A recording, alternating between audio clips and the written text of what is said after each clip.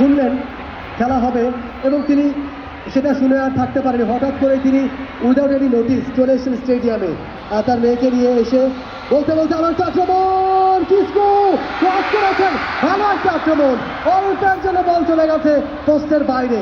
দারুণ একটা আক্রমণ ছিল রংপুর অঞ্চলের, অল্পের জন্য গোল হয়নি, তবে কিসকু দারুণ খেলছেন, চমৎকার ক্রস, পারফেক্ট ক্রস কিসকুর কাছ থেকে, দুর্দান্ত ক্রস।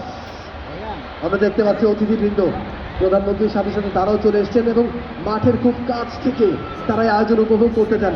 আসলে কতটা উৎসাহিত হলে, কতটা ভালো লাগা কাজ করলে ওই এসি রুম থেকে চলে আসতে পারেন একেবারে মাঠের খুব কাছে, প্রচন্ড গরম, তার মধ্যে তিনি এসে খেলা উপভোগ করছেন। দুর্দান্ত মুহূর্ত।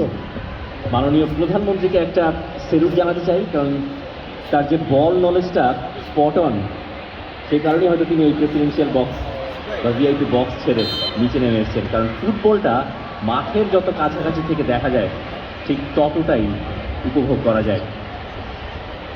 বা পাশের গ্যালারিতে সবাই রংপুরের সাপোর্টার, যা বোঝা যাচ্ছে প্রতিবার রংপুর আক্রমণে যাচ্ছে, আর এই গ্যালারি শিক্ষার্থীরা ফেটে পড়ছে আনন্দে। 3টা গোল রংপুর ইতোমধ্যে উপহার দিয়ে ফেলেছে আমাদের।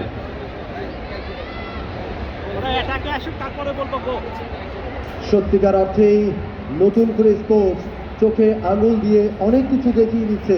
এই ছোট্ট শিশুরা আজকে আয়োজন না থাকলে হয়তো তারা বিকেলবেলা মাঠে গিয়ে খেলতে পারে, সবুজের সাথে পরিচিত হতে পারে, সুস্বাস্থ্যের সাথে বেড়ে উঠতে পারে, ভালো মানুষ হয়ে নিজেদেরকে গড়ে তুলতে পারে।